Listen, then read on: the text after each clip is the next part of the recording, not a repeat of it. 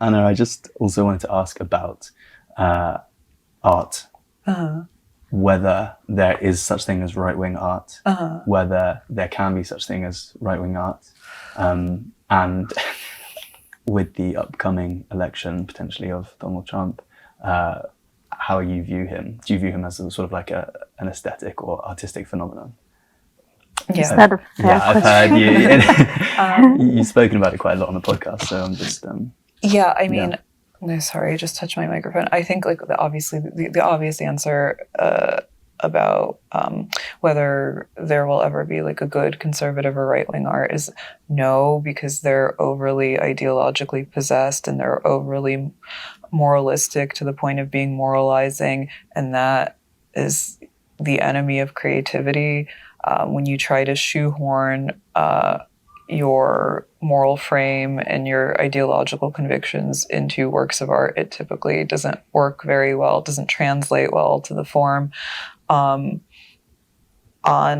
think that in order to be a good artist, you have to be maybe not immoral, but somewhat amoral, in the sense that you have to be willing to accept reality for what it is versus what you would like it to be or want it to be.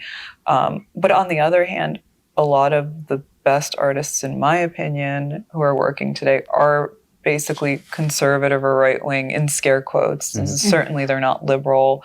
I'm thinking of people like, for instance, Michelle Houellebecq, Bret Easton Ellis, Nick Pizzolatto, Mike White, Morrissey, who's my favorite music artist, Lana Del Rey, who's probably the best songwriter we have after Morrissey. She's constantly, depending on where you stand, she's constantly being accused of or praised for inserting right-wing dog whistles into her lyrics and social media posts, even though there's like literally no evidence for that. And then, on the other hand, I think about my favorite artists from the past. It's, people like Pier Paolo Pasolini or Alberto Moravia, who were avowed left. They were members of the Communist Party, or guys like my two favorite directors, Joseph Losey, who was chased out of Hollywood by the McCarthyites and went on to have a very successful career in London with Harold Pinter, or Carlos Saura, who just died, and he was very famously an anti-fascist who was repressed by the Franco regime.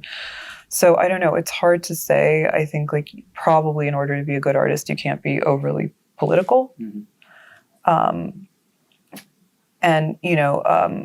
I think Kathleen Stock, who I just did a panel with, has basically, she wrote two very good articles on Houellebecq and on Lana, where she essentially praised them for being good, neutral observers of the reality as it is, especially when it comes to something like sex and gender.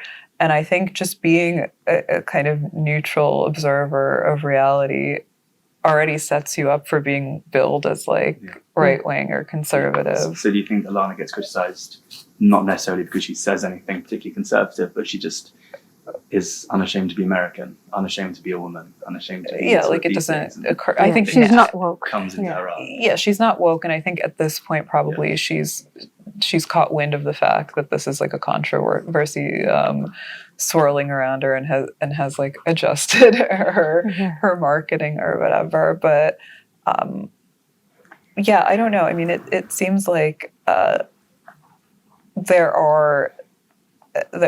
there can actually be good art that's basically right wing to the extent that it's not left wing. Right. Yeah. And as for Trump, I mean, I don't know. I don't have anything profound or illuminating to say. I think he's a great artistic and communications genius. Right.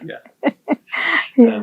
I love that because everybody is expected to say something profound about Donald Trump when he is the most talked about human being since at least 2015.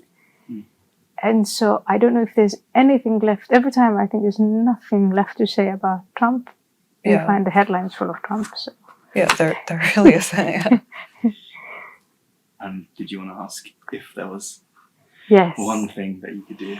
One thing, yes. That is, so this is the restoration bulletin and the Restoration podcast, and I want to end by asking every guest, if you had a magic wand, if you had the power to change or restore anything, what would you restore? The one thing you would restore? That's also a good question. I want 3 wishes: like get rid of feminism, get rid of BLM, and no. But I think if it could be one thing, I would probably have to go with a restoration of religious faith, even though I myself am not a particularly religious person, because I think that once you lose faith, it's very hard to restore it, and I think like that ship has sailed. We're past that point.